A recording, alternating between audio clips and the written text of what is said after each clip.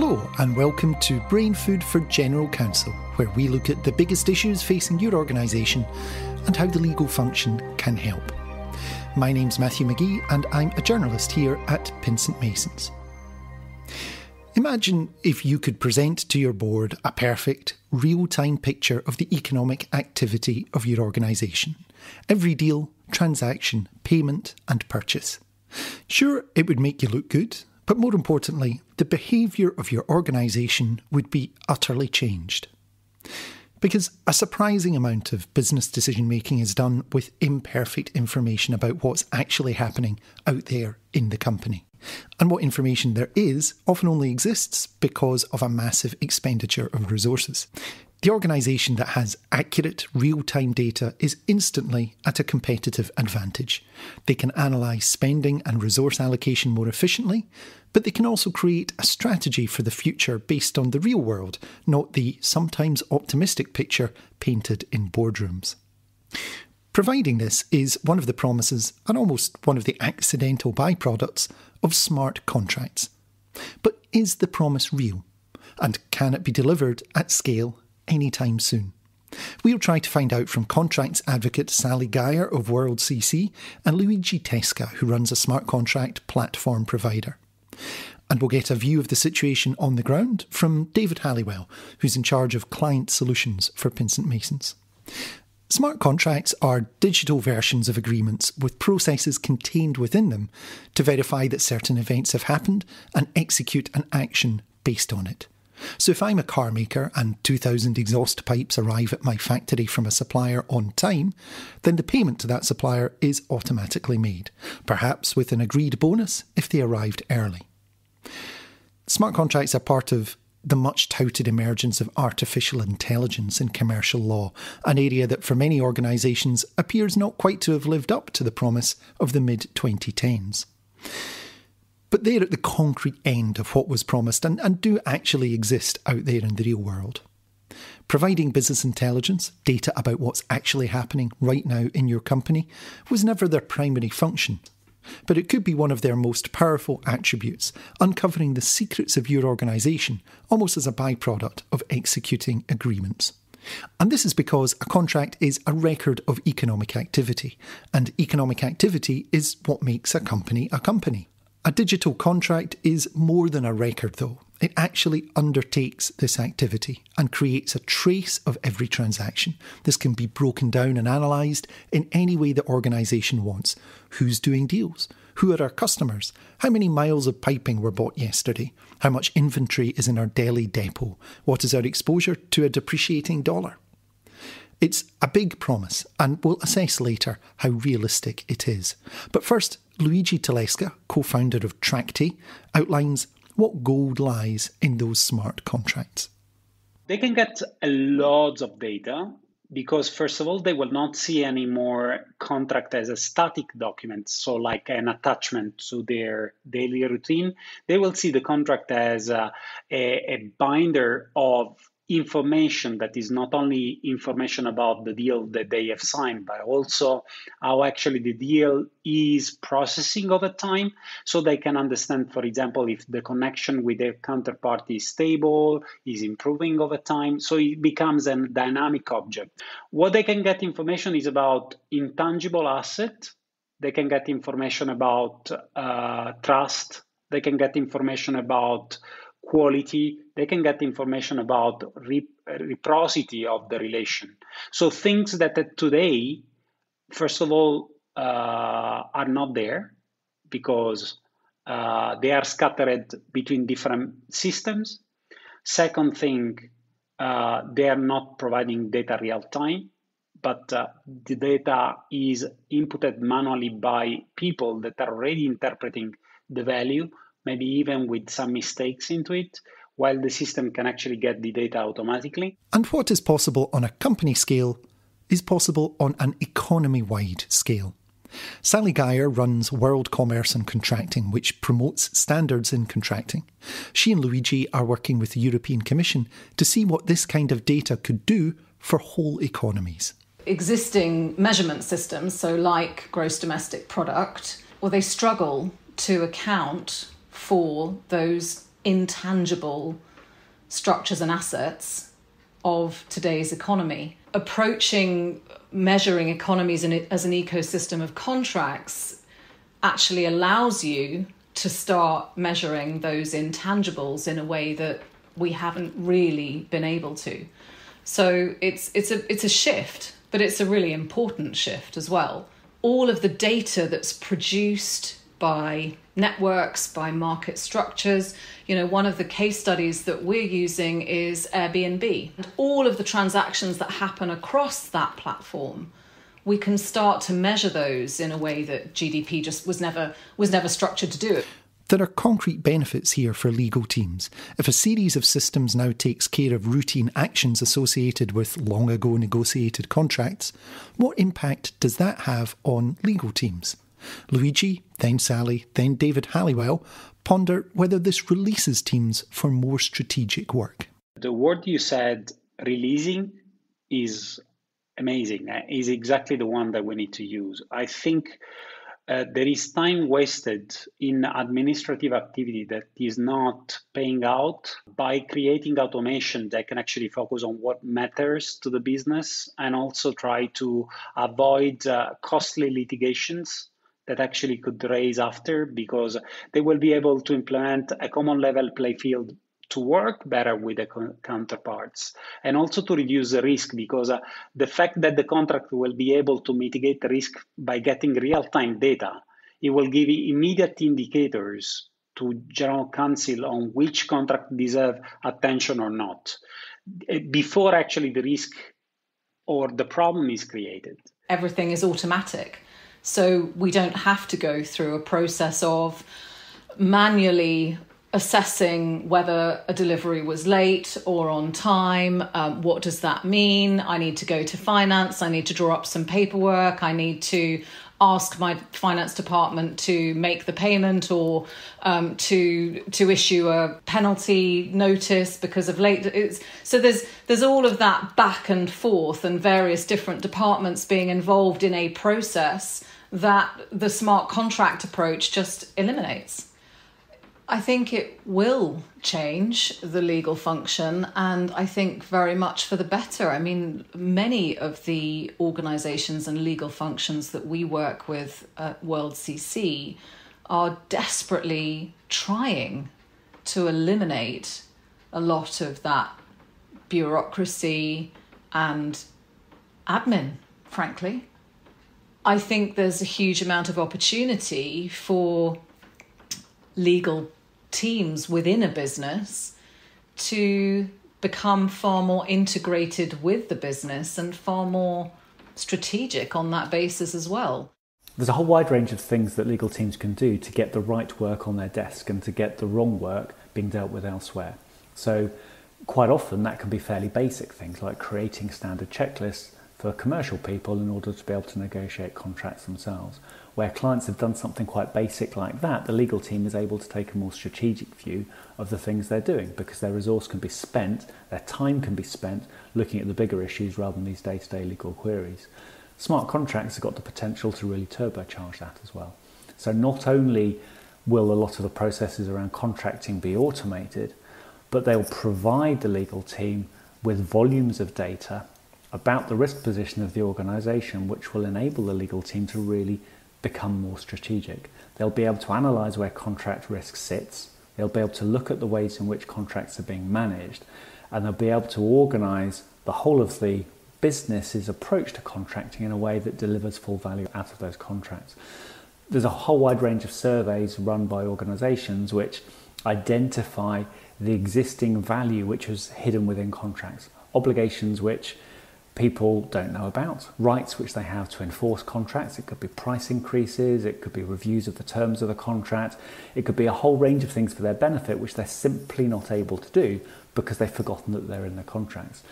If these rights and responsibilities and obligations get incorporated within the technology system, then it means that they're being identified, enforced, implemented automatically. And that will enable the legal function to really demonstrate the value it can bring through better contracting. This is where, though, we get a little into chickens and eggs. Using this technology, won't magically re-engineer your approach. You need to do that in order to use the technology. So a lot of hard work still needs to be done to get the benefits. David Halliwell has been talking to companies about how they structure contracting and has found that this all might be a bigger challenge and a lower priority than advocates of it might like. I think a lot of people love the idea of smart contracts, and in the same way that there's a lot of excitement about blockchain and its opportunity to improve contracting and business transactions generally, there's relatively limited detailed understanding and uptake about how these technologies can actually be used. So we've been talking to a whole wide range of clients within the financial services sector and some of the biggest household names you can imagine. And this is really nowhere near their agenda at the moment.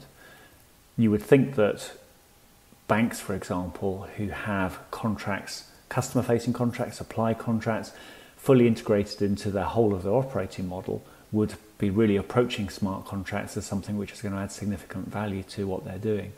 But from the conversations we've been having, they are still dealing with some fairly rudimentary contracting issues which they need to get right before they can think about anything fancy like a smart contract. We quite often work on large document review projects for clients, and the key thing that we need to do there is to get hold of all of the contracts. It could be because they're about to do a piece of M&A and they need to know what their contractual state is when they're either buying another party or selling to another party. But the vast majority of clients don't know where their contracts are. And they could be on local C drives, they could be with people who've left and they don't know where they are. Simply finding where all your contracts are is one of the biggest challenges for clients at the moment. So yes, you're absolutely right. Getting them all into one place would be a massive advantage and an essential starting place for something like smart contracts. But a lot of the clients and corporates that we talk to are a long way from being anywhere near that. We've been talking to a range of financial services organisations about their approach to technology, comparing where they were in 2018 with where they were in the second half of 2020. One of the questions we asked them was, what's their approach to data? Has it got better over the last couple of years or has it got worse? A third said actually yes, their position in relation to data is better. They've got better structures, better data structures in place, and they're better organised. On the other hand, 20% of them said the position has actually got worse over the last couple of years, and the remainder, it says it's not changed at all. So there's a clear understanding that getting your data right and getting your data structures right will enable all sorts of good things, but in big organisations, that is a very significant effort they need to go to get to the sort of improvements they need to be able to make. Luigi and Sally say that though adoption is in early stages, it is being used out there in the real world by financial services and fintech companies, in insurance and healthcare, by the Swedish Land Registry and the US's General Services Administration.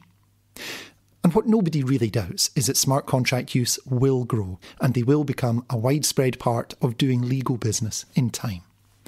Sally says that this will help organisations get back to a sense almost of contractual purity, away from thousands of pages of doom-mongering, and towards what contracts started out as, enabling agreements as a foundation for doing business. What should have been ostensibly simple tools to guide cooperative activity have been completely corrupted over the years. Layers upon layers have been added to contracts by this sort of predatorial or defensive intents. Contracts they've had such a bad rap, but they are the lifeblood of organisations. They are data rich, and actually being able to capture transactions, creating that level of transparency and visibility in all of these different transactions, it has a huge impact on economics, on society as well. Shifting to a mindset that recognises the fundamental importance of contracts, the data that they hold, and using contracting as a data source for an organisation. I think it's incredibly logical for us to be shifting in that direction. Agreements have become so convoluted that most normal human beings don't understand them. There is a reason for the, contracts are put in a drawer and not looked at unless something goes horribly wrong. They used to be much simpler. There was one fascinating example in the oil and gas industry, where contracts today are 1,000 pages, and back in the I think it was the sort of 60s, 70s, that same agreement was written on a single page. We're moving away from the artisanal approach to contracting to a much more scientific approach. And breaking contracts down into their component parts. Standards are going to be an essential part of the path forward as we increasingly digitize. The ability of smart contracts to eliminate the artisanal approach, the opinion-based approach to contracting, and the my word is better than your word approach. I mean, that's got to be applauded. The promise is substantial, but there are some unusual challenges, and one of them is the climate. Smart contracts, as currently envisaged, are based on blockchain, a collection of code, algorithms and public records that can verify identities and authenticate transactions. It's the same technology used to underpin digital currencies like Bitcoin. But when used in currencies, the amount of energy needed to do the processing necessary to authenticate and verify is staggering. A Cambridge University study recently claimed that Bitcoin uses as much energy as Argentina. So is it really sustainable to propose that all large businesses underpin every contract with this technology? Luigi explains that the energy use is inversely proportionate to the amount of trust in the system. The less trust there is, such as in a currency where people don't know each other, the more power is needed in the system. Large businesses contracting with each other shouldn't need to consume so much energy, he said. Bitcoin is a specific blockchain implementation that, because it's trustless, is requiring a lot of energy, because in order to solve the problem of trust, they need a very complex, cryptographic engine that requires a lot of energy. There are different implementation of blockchain that are, very fast. They can streamline processes. They are energy efficient, like the cloud. The more trust between parties, the less energy is needed, because the blockchain was born in order to solve the problem of trust. And how to solve the problem of trust if you don't trust the counterpart is to basically create and put mathematics on top of it, and to use mathematics as a proof of trust. In that way, we don't have to know each other, but I can send you a Bitcoin and you will receive a Bitcoin, and I will not have a Bitcoin in my wallet. If instead we know each other, we already trust ourselves, but we want to have a tool that is functional, is keeping records up to date automatically and sharing information, maybe we don't need that complex block of certification transaction. We can just share the information in an immutable system, and that's more than enough. In that case, we use a different concept of trust that is very similar to the ones that we use in banking system. So it's the one between banking clearance processes, but in a more distributed fashion. The potential business intelligence benefits of smart contracts is mind-boggling. A real-time ledger of economic activity by company and across the economy. Strategies would be rooted in real activity. Economic planning and policy would be based on sound data, and intangible elements of the economy would for once be fully considered. But as with all things related to artificial intelligence and technology in law and business, some pragmatism and realism is needed, as David explains. I'd compare the situation to where people were a couple of years ago when talking about artificial intelligence. So we spoke to financial services organisations 2 years ago and asked them if they had to look forward to the heady heights of 2020, what would they anticipate as being their most used technologies at that point? And the sorts of things which are required in order to implement smart contracts were all there on their wish lists. They thought they would be using technology to automatically tag contracts to create management information. They thought they'd have technologies in there to predict contract risk using artificial intelligence. They thought they'd have technologies in there to help them with decision making. Scroll forward to 2020 when we revisited this with them again. Those technologies were nowhere near either what they had already implemented or what they were thinking about for their 2-year horizon looking forward again. They had gone back to some fairly standard day-to-day technologies, some basic contract drafting tools which might involve some contract automation, potentially thinking about a contract management database. But the idea that artificial intelligence was going to solve all of these challenges for them was a pipe dream. People thought that you'd be able to implement this technology fairly rapidly and it would make significant changes to your ability to manage contract risk. But not only has that not happened yet, people have now taken it off their agenda for things that they want to do in the future. They're now focusing on much more day-to-day pragmatic tools. How can they improve their contract drafting? How can they improve their contract management? If you're a legal team, what's your relationship with the business like in terms of portals for instructions or Q&A tools to enable the business to be self-service? People are now on a much more rudimentary basis in terms of understanding what technology can do. Yes, there's a long-term aspiration to be able to use artificial intelligence and some of the blockchain and smart contracts technologies, but for the vast majority of the businesses that we talk to, it's not on the horizon for the next 2 to 5 years. Then again, David reminded me, e-signatures had been the next big thing for nearly 10 years with only piecemeal real-world adoption. Then coronavirus and lockdown happened, and they were everywhere. Their time had come. He recognises that events could quickly make these contracts and the business intelligence they produce as ubiquitous as e-signatures have become in the past year.